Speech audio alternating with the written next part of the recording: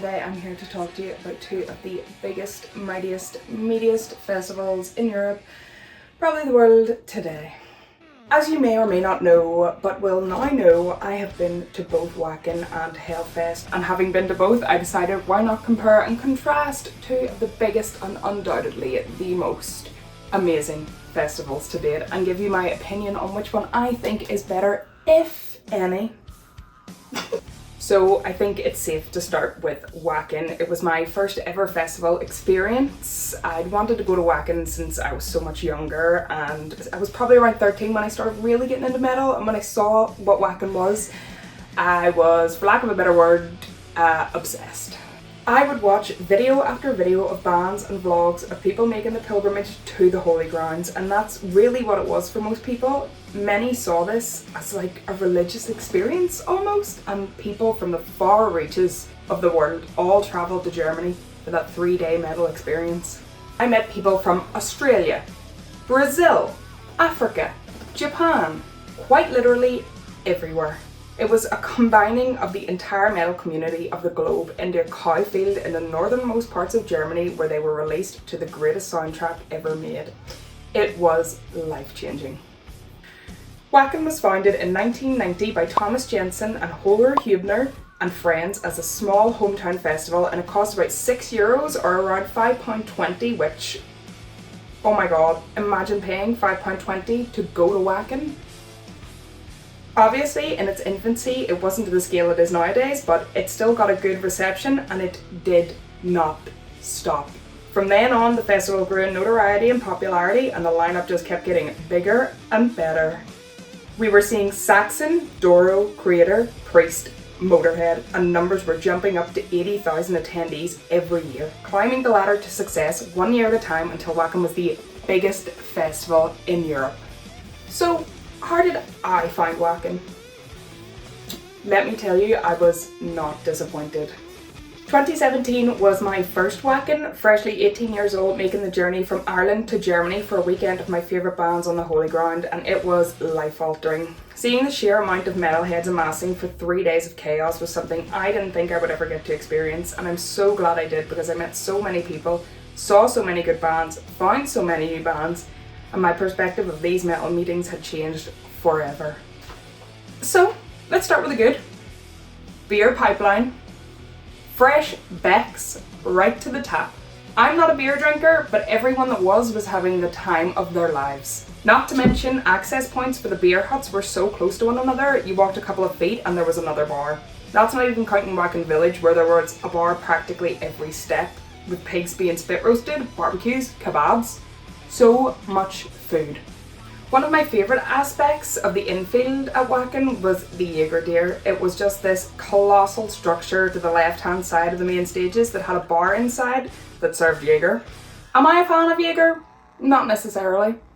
But it was something that wasn't beer, and therefore I drank it. Not to mention, at night, this deer would breathe fire and send billows of smoke from its nostrils, and it was just so hype. My Cavan when brain saw the fire and was automatically very unga happy. I pretty much lived in the deer for the 2019 Wacken. I loved it so much, but all good things must come to an end. I believe Jaeger stopped sponsoring Wacken, and so the deer left us all.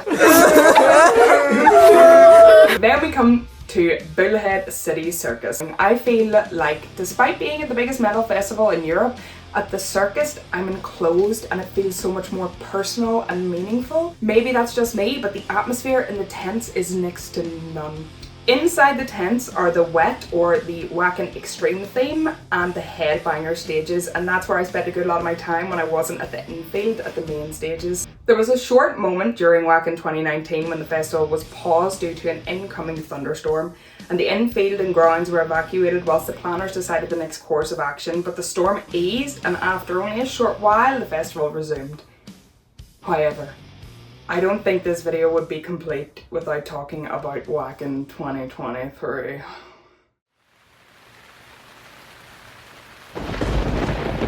Organisers have been forced to limit attendance at the event after days of rain turned the grounds into a giant mud pit.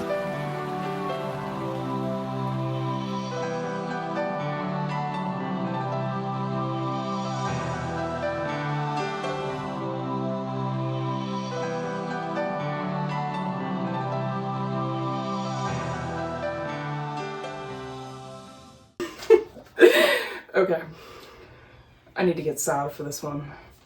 Severe weather conditions in Germany during Wacken 2023 forced the festival to halt admissions for the first time since its start in 1990. Anyone with a ticket that had not arrived at the festival and got their wristbands were told to return home due to the worsening conditions, resulting in a mud bath. The festival admitted roughly 60% of ticket holders. Truly, my heart went out to everyone that had travelled only to be told they couldn't get into the festival. I will prefix that this was not Wacken's fault. I think they did everything they could to try and make sure the festival went ahead, but obviously safety comes first, and they handled it very well, all things considered. They kept everyone updated, and as unfortunate as it was, they had to stop letting people in as accessibility problems due to the mud levels were posing a safety risk for the patrons. It was devastating. Many people were left stranded and out of money, but if anything, this tragedy really highlighted how Wacken isn't just the festival, it's the whole town. Hearing that the locals let people pitch their tents in their gardens and fed them, all whilst Wacken organisers spent a lot of time with the local farmers, towing cars through the mud to their spots and trying to basically solidify the ground so that people could enjoy the festival. Hats off to everyone involved for making that happen. And without the town of Wacken and everyone that pitched in to help, there would be no festival. Now, no great festival is without its faults. If weather is a deciding factor for you, I think 2023 was a clear example of just how bad things can get at a festival. I will say that it has only ever occurred once in over 30 years of Wacken running, but it did happen. I guess that's why their motto is rain or shine. It really does seem to be a 50-50 weather-wise, and the grounds, being in a giant field, are going to get extremely muddy. It's taxing having to wade through the mud all day. I remember at 2017, I was so physically exhausted throughout that for a lot of the bands, I ended up sitting at the back of the tent just listening because I didn't even have the energy to stand up. That was from having to wade through constant mud, and I would have said 2017 was pretty bad for mud, so I do not even want to imagine what it was like in 2023. It wasn't enough to deter me, but again, for others, this could be a lot more difficult to justify. In saying this, the weather doesn't speak for Wacken itself. It is still a phenomenal festival regardless of the weather, and 2019 was bliss in terms of solid ground, and it was so warm. However, I have noticed in recent years a decline in my interest in the lineup. It's sad, but for me, I'm seeing a lot of repeats. I'm not surprised seeing some bands on the listing. I know it's going to be hard pleasing people after running for over 30 long years, but I myself find that I'm not as engaged with the lineup as much as I would be for other European festivals now, and that is part and parcel why I chose to venture to Hellfest in 2023. I wanted to experience something different, and I got different. Hellfest takes place in Clisson, France at the end of June every year since its creation in 2006, opening the gates of hell for 200,000 festival attendees for 4 days of pure rock and metal madness. From the mind of Benjamin Barbaud, this festival is now home to a diverse lineup of alternative extreme music and is one of the biggest festivals in Europe today. Hellfest was an entirely different vibe altogether. The blaring French sun, Hell City, the planning, the food. Yeah, I think I'll start with the food. So, Hellfest absolutely blows every other festival out of the water in terms of the variety of food options they're offering. Stall after stall, from vegan to full hogs on a roast. There was no going hungry here. You name it, Hellfest had it. I'm still in awe at the options for dining that Hellfest offered. It was absolutely unreal. I think a news article I read after the festival said that Hellfest isn't a festival, it's a food mecca. And that couldn't be more accurate. The lineup for 2023 was pretty damn good if I do say so myself. I got to see so many good bands: Candlemass, Benediction, Kiss, Motley Crue. The lineup was so solid, and there was a band of every subgenre of metal that I liked, and that made it so enticing and fresh. I was never bored of seeing the same bands or the same thing, and I like the fact that the stages are themed. So Altar was geared towards death metal, whilst Temple was black metal. The main stages were obviously a medley of the most popular bands on the bill, and then Warzone was focused on punk. It made it easy to navigate, and it meant that if there were gaps between bands that you were seeing, you could pick a stage of your preference and you would probably stumble upon a set from a band that you hadn't heard before and you end up loving them. Perks. Hellfest, obviously, definitely takes the crown for weather here, but I will debrief as someone that's not really used to the sun. It gets warm. Extremely warm. Like the chub rub. I don't want to know what it must have smelled like in the pit, but I doubt anyone could smell with the amassing dust pileup in their noses because the heat made the ground so dry that the dirt clouds became quite suffocating near the central stage. If you're a casual enjoyer, like myself, who likes to be sort of side stage close enough to see but not close enough to accidentally fall into the pit, then you can probably avoid this. But your throat will be dry at Hellfest, so drink plenty of water, slather yourself in sunscreen every 2 hours, non-negotiable, and Bob's your uncle, maybe. I don't know. In saying that, you are pretty much guaranteed a weekend of outstanding weather. On the last day of 2023, there was rainfall for a good half an hour and I did get pretty drenched, but I stayed warm. And within an hour after those rains, I was completely dry, as was most of the ground, so it was basically no problem with mud. At 2024, during Metallica's set, it started raining pretty badly and we did get drenched, but luckily it was the very end of the day, we were going home, we had a hotel, so that was all fine, and I don't really think it rained for the other 3 days, I can't remember. One thing I noted was that in the festival grounds, the drink stalls, whilst accessible and plenty, seemed to only serve pre-mixed alcohol. There was 4 pre-mixed cocktails on tap: Moscow Mule, Mojito, South Beach and Spritz. And whilst yes, cocktails on tap sounds unreal, sometimes I just want a double Morgan and Coke, you know what I mean? Getting the same drink over and over again because I didn't like the other cocktails there was a big turn off. I'm Irish, not that I'm implying anything here.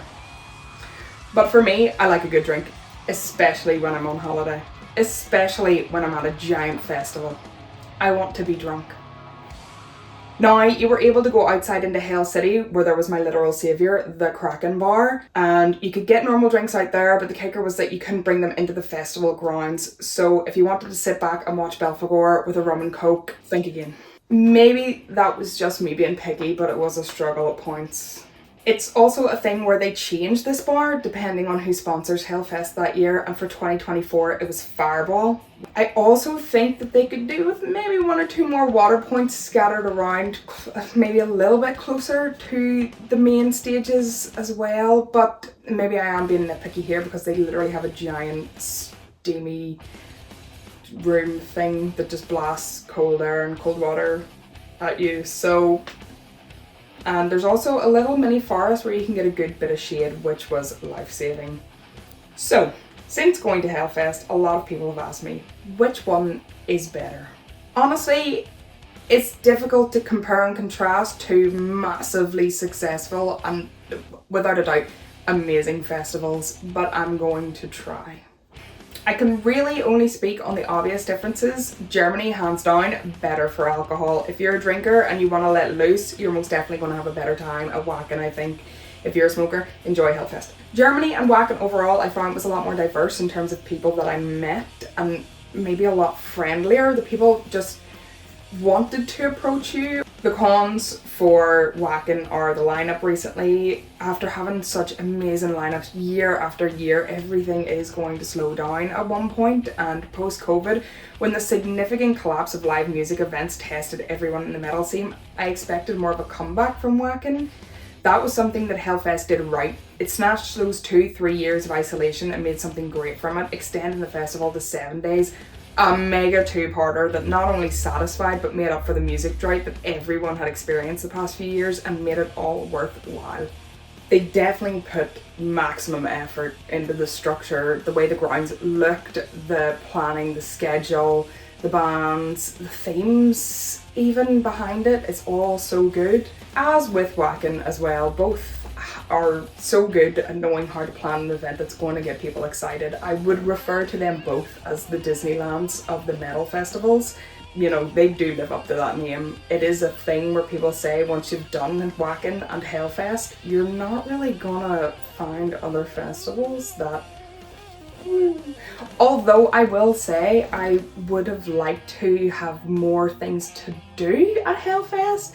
Like, yes, there's a Ferris wheel, there's a couple of drinking games about the place. There was a bungee jump thing at Hellfest 2023, but it wasn't there in 2024, so I don't know if that was just like a weird thing they just did one year. But with the likes of like smaller festivals in the UK, like Bloodstock, who have the waltzers, well, I mean, maybe it's time to do something different next year. I think the bands that are more popular in France, obviously, they're going to put them guys on the main stage. Whereas I would definitely say I would gear towards the main stages of Wacken more. I just know, like, Equilibrium played on the main stage whenever I was at Wacken 2017 or 2019, can't remember.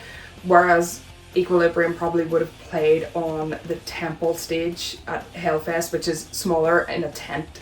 That is something to be aware of. That's kind of where I lost a lot of the hype, because a lot of the main stage bands were bands that I didn't really listen to.